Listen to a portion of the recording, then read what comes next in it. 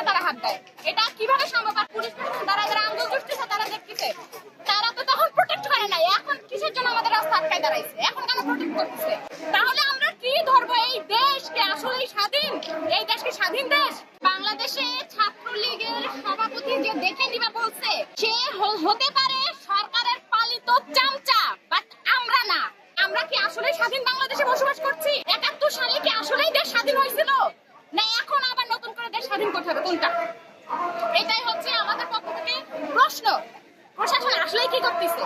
সরকারের তরফ থেকে পাঠানো প্রশাসন এবং ছাত্রলীগ বনাম কতগুলা হারাটিয়া টোকাই বস্তি থেকে উঠাই নিয়ে আসছে নেশাখোর, এরা হচ্ছে কিভাবে স্টুডেন্টদের গায়ে, এটা সাহস হয় কিভাবে পাবলিক বা প্রাইভেট ইউনিভার্সিটির স্টুডেন্টদের গায়ে হাত দেওয়ার?